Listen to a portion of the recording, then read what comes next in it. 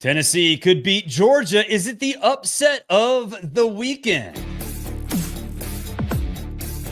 You are Locked On College Football, smothered and covered, with your host, Barrett Sallee.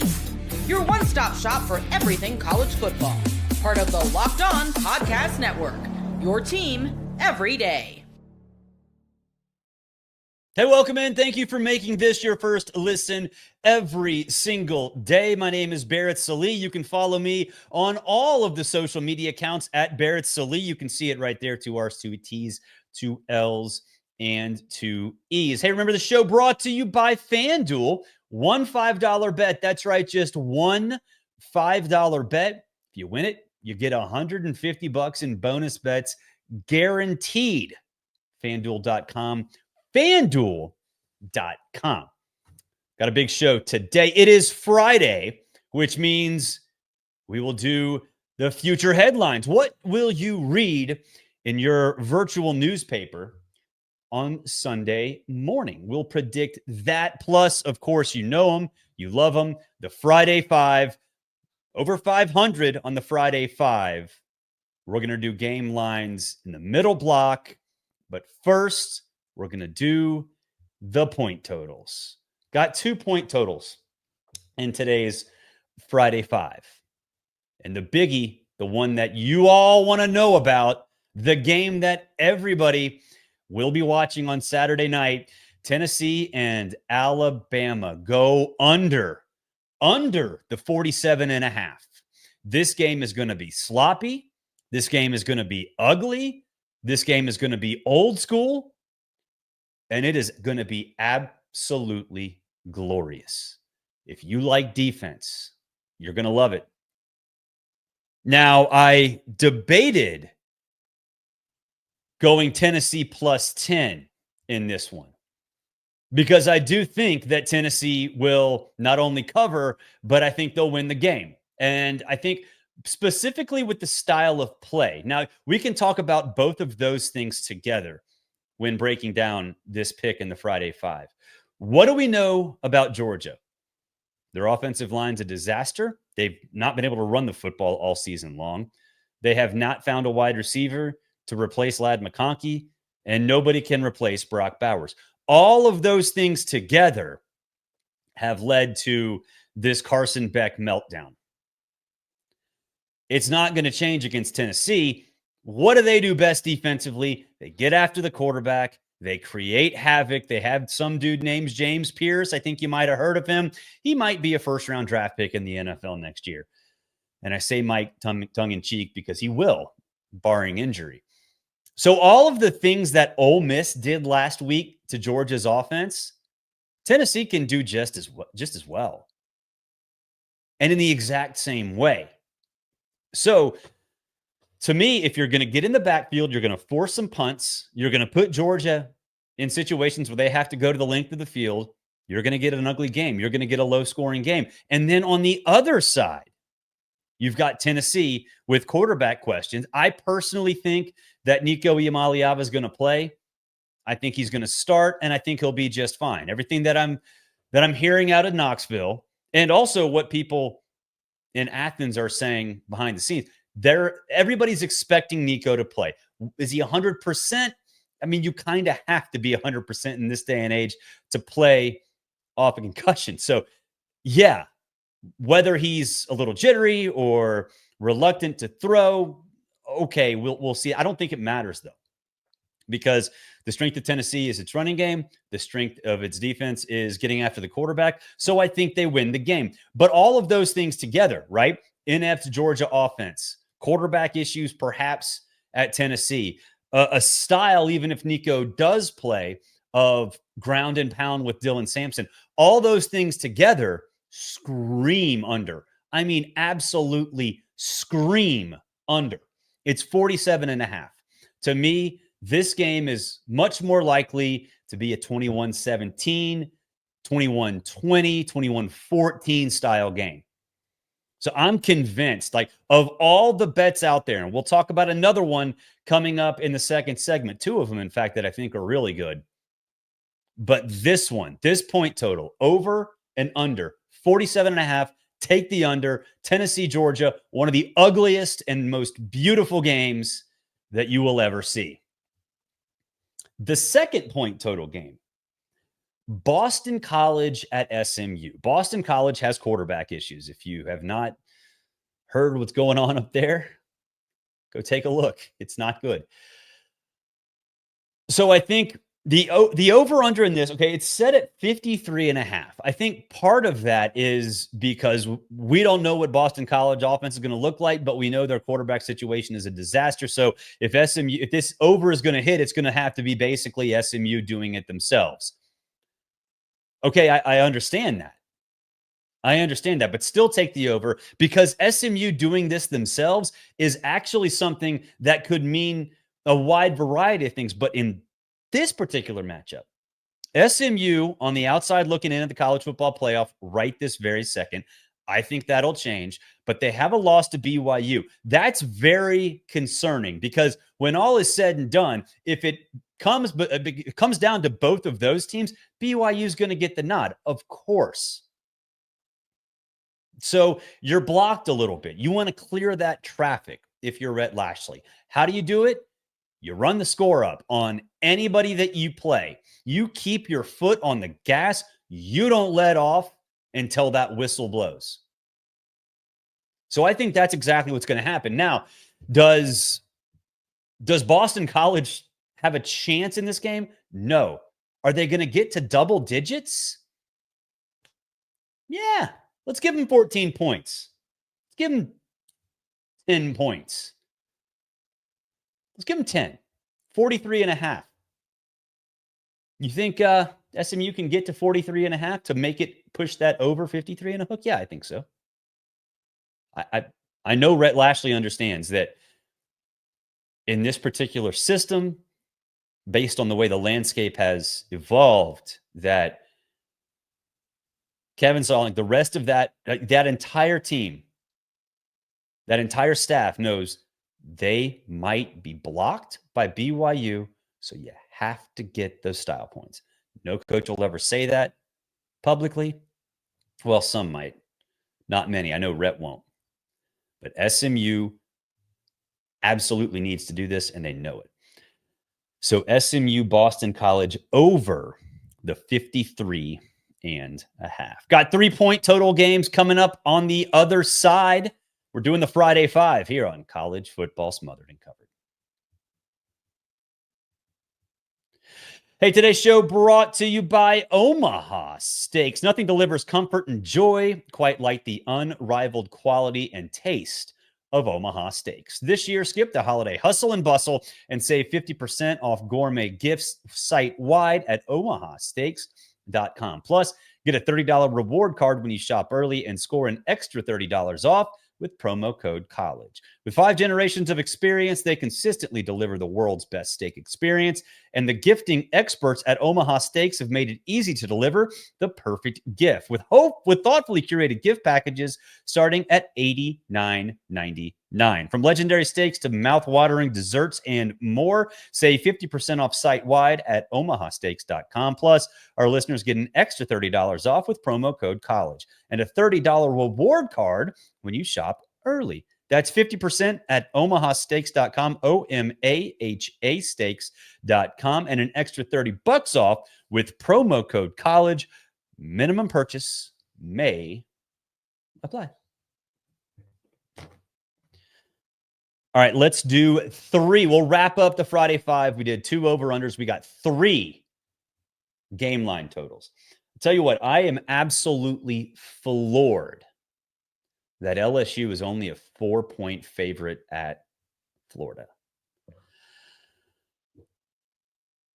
LSU still has a path to the SEC championship game and thus has a path to the college football playoff. They got to win out in the SEC, which, again, could happen. I still don't think LSU's that. I think we're all prisoners of the moment, right? We've done this with Texas when they lost to Georgia, Georgia when they beat Texas. We're doing it now with Alabama because everybody thinks they're God's gift, and LSU has suddenly fallen off the face of the earth. We've done it with Texas A&M. We've done it with South Carolina. We all become prisoners of the moment because we really, really, really want to find that one dominant SEC team. The truth of the matter is there's not one. But what we do know is LSU looked awful last week, and that's okay. Because we've seen a lot of bounce backs in this sport. We've seen a lot of bounce backs in the SEC. You're going to see that from LSU. I am still on board with Garrett Nussmeier. I know a lot of people have jumped off that bandwagon. I don't get it. Is he suddenly going to fall off the face of the earth and become everything that all of us thought he wouldn't?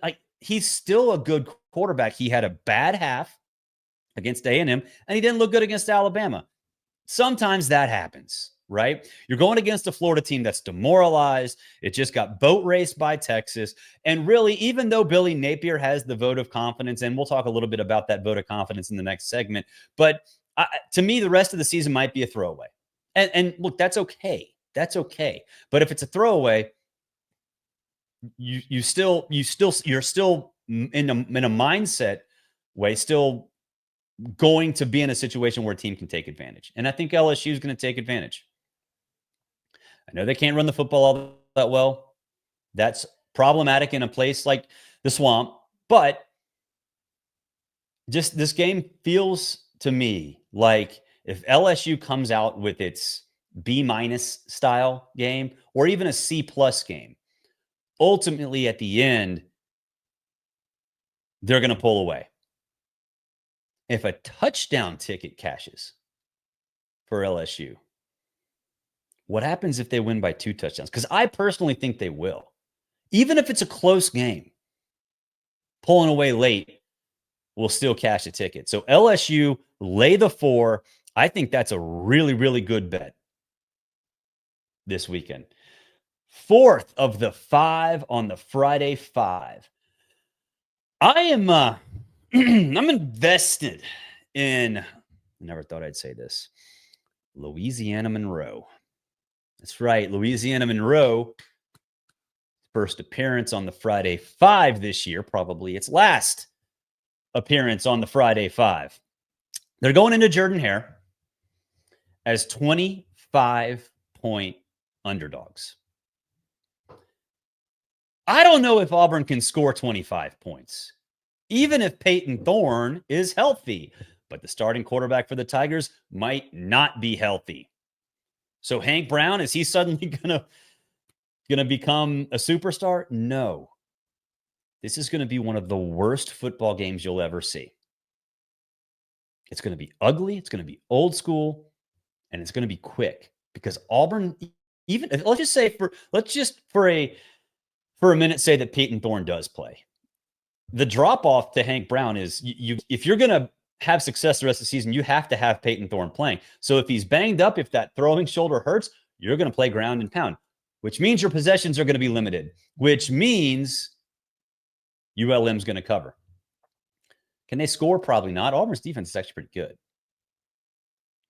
But this to me feels like a 30-7, 30-10 game. 30-10, maybe 30-14. So take ULM, grab those points. Also screams backdoor cover, right? This game gets out of hand in the third quarter. Auburn's up 28 midway through the fourth quarter. ULM's going to keep its starters in. Auburn's not. ULM's going to get a garbage touchdown, and they're going to cover. A lot of possibilities here with ULM and Auburn. Last pick in the Friday 5. Remember back in the summer when we're all picking games, picking teams, and Kansas is sort of the hot chic pick in the Big 12? And like a lot of people, a lot of prognosticators in the summer, groupthink takes over. I didn't believe in Kansas. I was right. Now, I don't like to toot my own horn, but a lot of people in our industry, I think we're blinded by the fact that really outside of the quarterback and Jalen Daniels, Kansas really wasn't that good. And now they're going to BYU. I've never been to Provo. I want to go. But everybody that's been there says the home field advantage is actually a really big deal. BYU's only a 2.5-point favorite at home against Kansas, a Kansas team that has fallen on really hard times. I'd love to make sense of this. I don't. Somebody knows something, I guess, because look, those buildings in the desert were not created. The foundation was not built by making bad lines in sports books. Somebody might know something. I'd love to know what, because what I do know is that the defense is lights out. Jake Retzlaff is doing a great job at quarterback, and Kansas is awful. A field goal win cashes a BYU ticket at home. I don't understand it. I have no idea why this is only a 2.5-point spread. Take the Cougs. They know they got to win. They know they need to make a statement in case they drop a game, in case they drop the Big 12 championship game. They're going to need those style points, or at least want to show the committee, hey, you know what? In our wins, we can look dominant. Take BYU. Lay those points. That's an easy, easy victory. Coming up, we will do future headlines on college football smothered and covered. Today's show brought to you by our good friends at FanDuel. You love them. You hear them all the time on this show because there is no better place to bet money on the internet. It's America's #1 sportsbook. You bet $5, you get $150. That's right, one $5 bet. If you win it, you get $150 in bonus bets guaranteed at FanDuel.com. It's a great app. It gives you everything you need right there on the page in which you place your bet. So if you get a hunch in the middle of a game, you can look up stats, live play-by-play, game stats, trends, whatever. Right there, you can place your bet. Bam, done and done. Just visit FanDuel.com today, FanDuel.com. $5 bet, you win it. You get $150 in bonus bets guaranteed. Never waste a hunch and make every moment more with FanDuel, an official sportsbook partner of the NFL.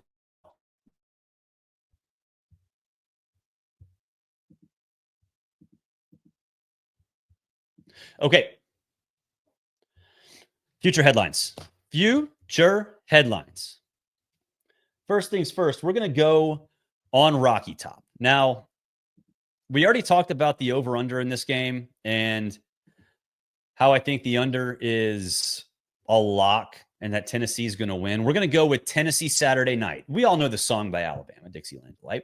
On a Tennessee Saturday night, it'll be in Georgia, but Rocky Top will be bumping about 10 o'clock on Saturday night because the Vols will beat the Dogs and keep their mission, keep their eyes on the prize, making the college football playoff and earning a berth in the SEC championship game. Now, we're not going to go over all the scenarios to make the SEC championship game because that just seems awful. I mean, that's like you look at, what's the movie? Hangover with Zach Galifianakis when he's at the craps table or at the blackjack table and all the equations are running through his head. That's what it's like trying to decipher the SEC tiebreaker scenario right now.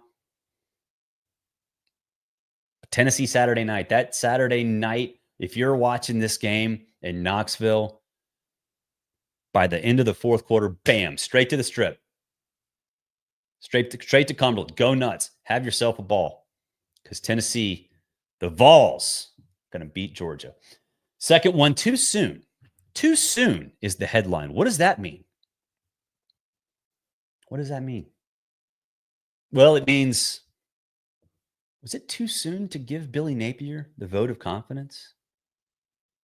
After all, got blown out by Texas last week.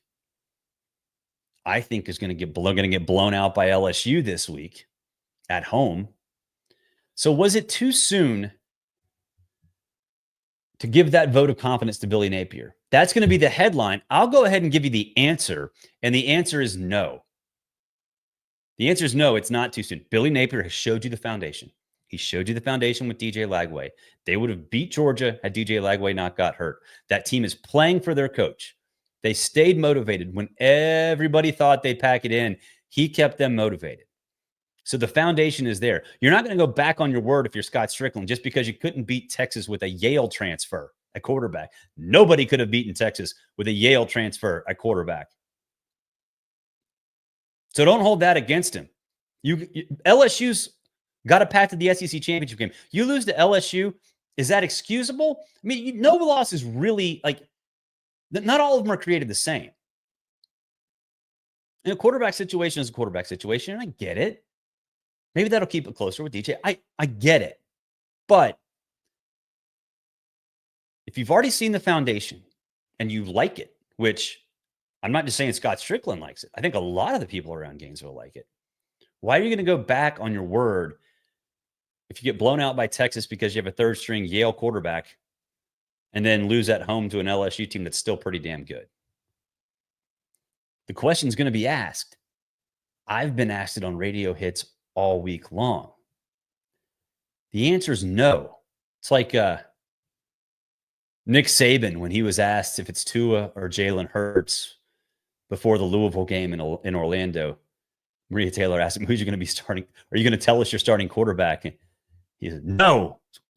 Quit asking that question. Of course, it wasn't too soon. Billy Napier is going to be fine.